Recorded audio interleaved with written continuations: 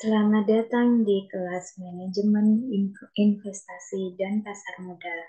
Dengan pengampu Ibu Sri Hastuti, Sarjana Sosial, Magister Manajemen, Fakultas Ekonomi dan Bisnis Universitas Wisnu-Merdeka Malang.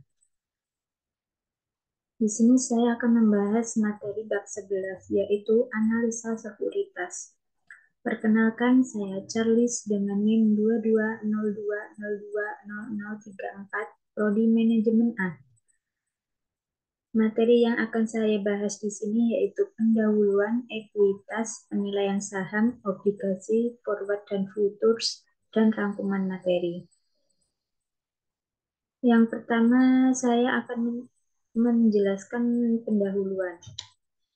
Pada tahun 2020, jumlah investor di pasar modal Indonesia mengalami peningkatan sebesar 56,21% menjadi 3,88 juta investor dibandingkan dengan tahun sebelumnya yaitu sebesar 2,48 juta investor.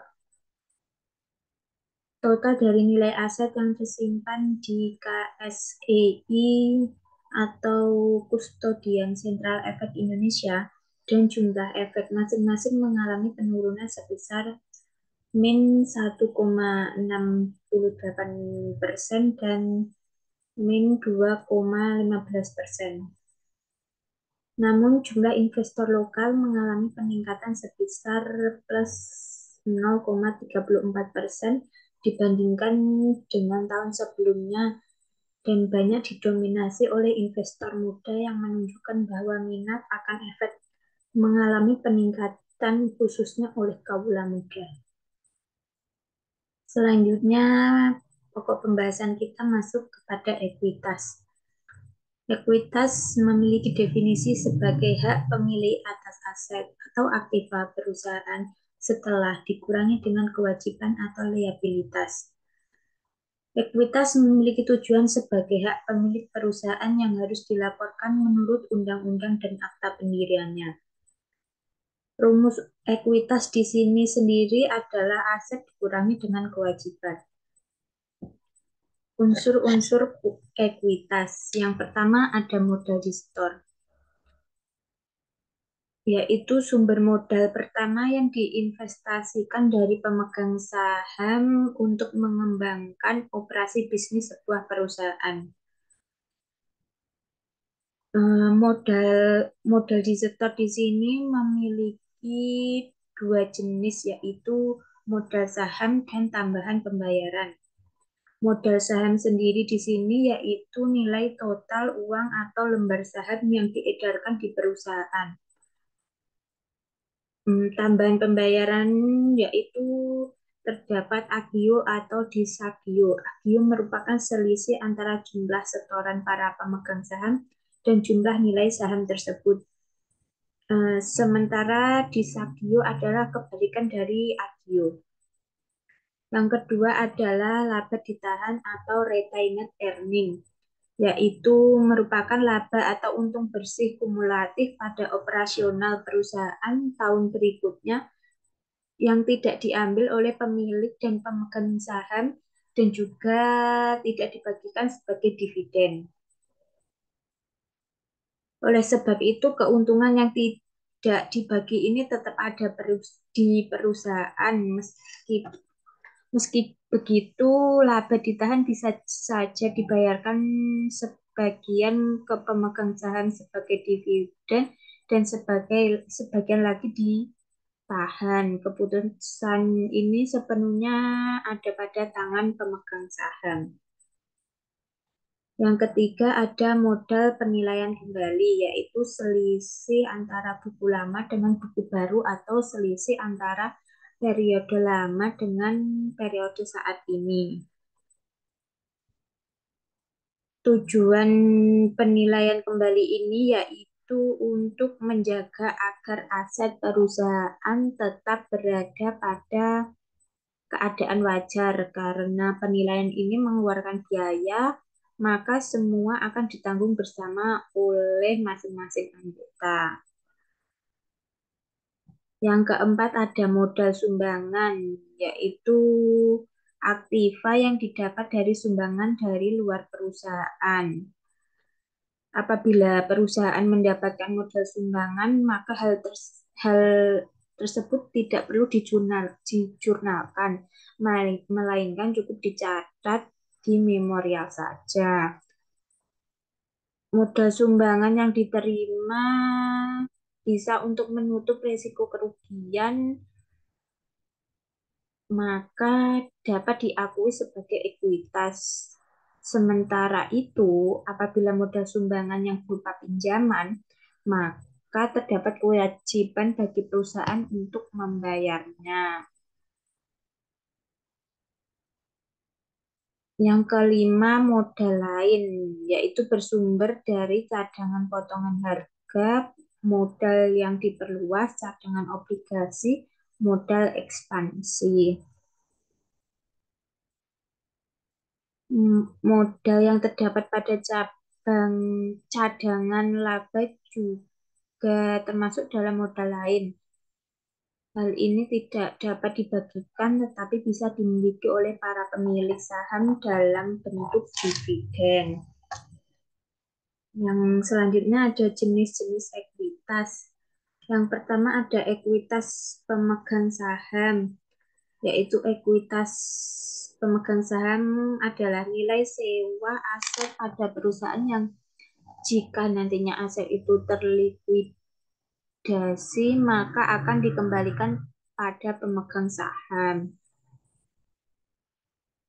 Ekuitas pemegang saham ini bisa menjadi nilai tersendiri serta penentu kondisi keuangan di perusahaan. Jika didasarkan pada segi sumber dan riwayatnya, ekuitas pemegang saham terbagi menjadi dua, yaitu modal setoran serta laba ditahan. Yang kedua, ada ekuitas pemilik perusahaan, yaitu ekuitas dengan aset atau kekayaan bersih. Ekuitas ini mengacu ke investasi dari pemilik yang terdapat dalam aset perusahaan setelah dikurangi oleh semua kewajiban.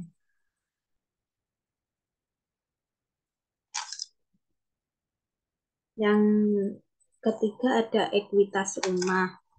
Ekuitas rumah atau biasa disebut dengan nilai rumah, ini merupakan salah satu cara kepemilikan yang berupa sebuah cara menilai suatu rumah setelah dikurangi dengan total hipoteknya.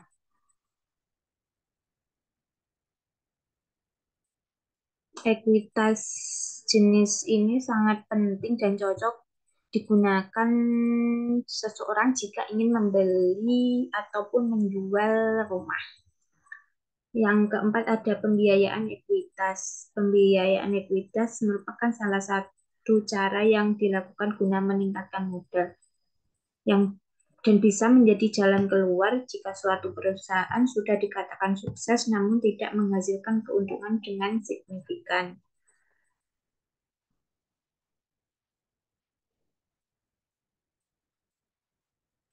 Selanjutnya kita masuk ke contoh ekuitas. Yang pertama ada saham biasa, yaitu ekuitas bisnis yang mencakup modal atau investasi awal yang diberikan, menjadikan pemilik saham untuk memiliki beberapa aset tertentu.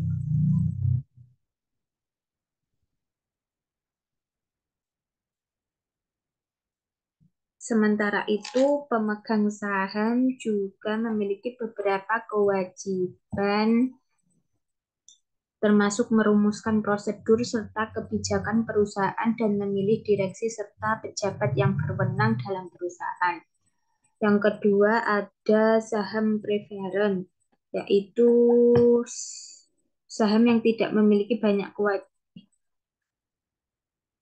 Saham preferen tidak memiliki banyak kewajiban dan juga tidak mempunyai hak untuk memilih direksi, namun memiliki hak klaim atas aset serta pendapatan melebihi hak dari saham biasa.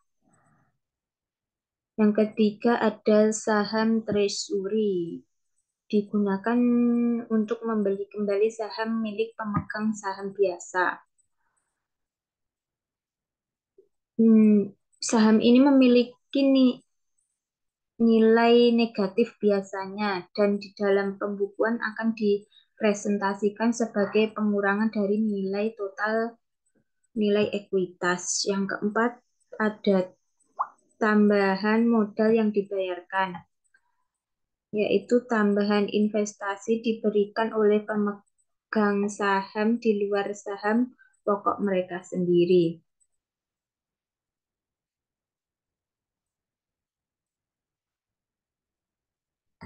Yang kelima ada laba yang disimpan, yaitu pendapatan bersih yang diperoleh oleh pemilik bisnis yang mana tidak dibayarkan pada pemegang saham. Adapun saldo laba yang disimpan didapatkan dari penjumlahan pendapatan suatu bisnis dikurangi dengan total jumlah dividen yang dibayarkan pada pemegang saham. Selanjutnya ada penilaian saham. Penilaian saham sendiri di sini berdefinisi yaitu surat berharga yang diterbitkan emiten yang menyatakan bahwa pemilik saham mempunyai kepemilikan atas aset perusahaan. Di sini saya juga menjelaskan tentang investor, yaitu seseorang atau sekumpulan orang yang menanam modal dengan tujuan mendapatkan keuntungan. Di sini ada imbalan untuk investor. Yang pertama ada hak kepemilikan, yang kedua dividen, ketiga ada capital gain. Dan di sini ada juga hak istimewa investor saham, yaitu hak kepemilikan atau control of the firm dan primitive right. Primitive right. Selanjutnya ada jenis-jenis saham. Di sini ada dua, yaitu saham biasa atau common stock, yaitu jenis saham yang mampu melakukan klaim kepemilikan sesuai keuntungan dan kerugian yang didapatkan. Nah, di sini pemegang saham memiliki kewajiban yang terbatas dan contohnya ada saham waran.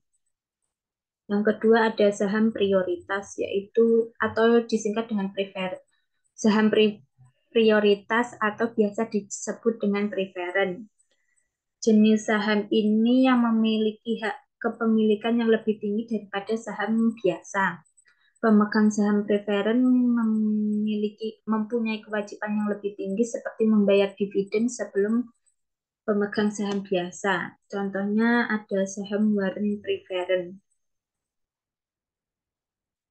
Nilai saham di sini ada tiga, yaitu nilai buku atau book value, yaitu nilai aset bersih, net aset yang dimiliki pemilik dengan memiliki satu lembar saham.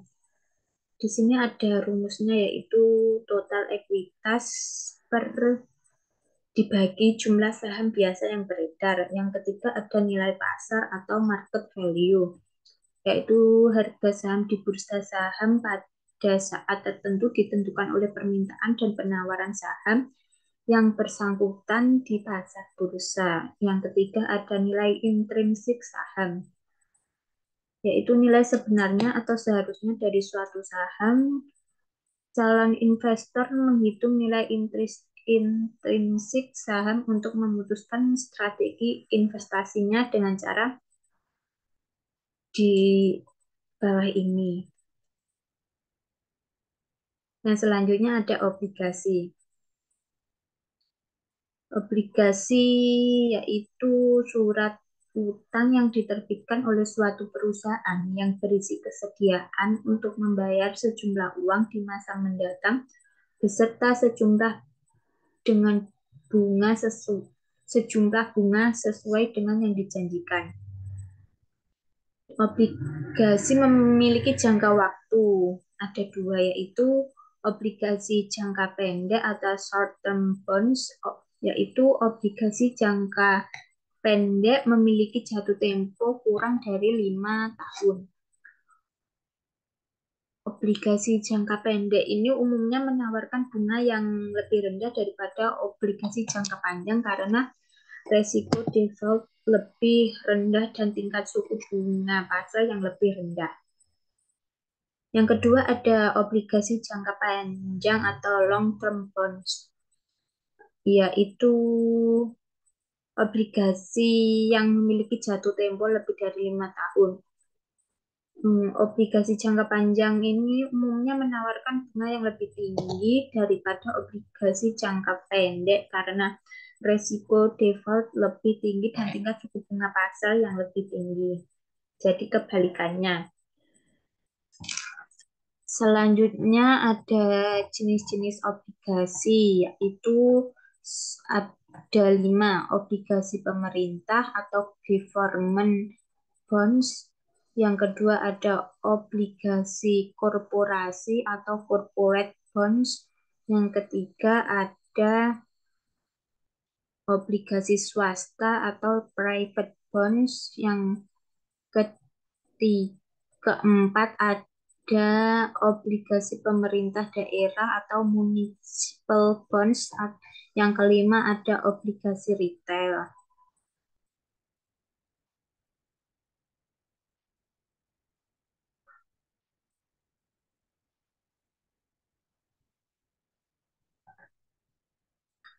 Selanjutnya, keuntungan dari obligasi juga ada 5, yaitu 1, pendapatan tetap, 2, diversifikasi portofolio, yang ketiga, relatif aman, yang keempat, potensi keuntungan capital gain, yang kelima, fleksibilitas investasi. Selanjutnya, masuk ke pembahasan forward dan futures. Forward sendiri di sini memiliki arti yaitu sebuah kontrak di dalam transaksi derivatif yang berfungsi untuk mempertukar arus kas di masa yang akan datang. Kontrak ini juga dapat berupa kontrak pembelian atau penjualan kesepakatan untuk mempertukarkan arus kas dan mata uang dari satu mata uang ke negara lain dengan menggunakan kurs yang sama. Yang selanjutnya ada futures, yaitu salah satu jenis kontrak derivatif yang berfungsi untuk mempertukarkan arus kas di masa yang akan datang, yang mewajibkan pihak-pihak di dalamnya untuk membeli atau menjual aset dalam masa yang akan datang. Aset yang dimaksud biasanya disebut sebagai aset dasar atau underlying asset dan dapat berupa saham, komoditas, ataupun komoditas yang lain. Forward dan futures memiliki karakteristik yaitu karakteristik utama dari forward. Yang pertama ada kontrak tidak diperdagangkan di pasar, jadi tidak ada premi yang terlibat. Yang kedua ada hanya diperlukan biaya kecil untuk memasuki forward kontrak. Yang ketiga ada pada saat pengiriman diperlukan pengiriman fisik karena kontrak ini bersifat mengikat dan tidak fleksibel. Yang keempat yaitu kontrak ini biasanya lebih mahal dibanding dengan opsi lindung nilai lainnya dikarenakan kontrak ini dibuat khusus. Selanjutnya ada karakteristik utama dari futures kontrak, yaitu yang pertama ada sangat fleksibel, kedua high risk atau high return, yang ketiga ada platform trading yang seragam. Di sini ada persamaan forward dan futures, yaitu pada prinsip keduanya merupakan suatu kesepakatan jual beli dalam jangka waktu tertentu. Dan kedua kontrak sifatnya wajib, sehingga baik pembeli ataupun penjual wajib untuk melakukan pembayaran atau penyerahan underlying aset yang diperjualbelikan. Underlying aset di sini dapat berupa komoditi, mata uang, indeks, ataupun surat utang. Sekian, terima kasih. Pembahasan saya mengenai analisa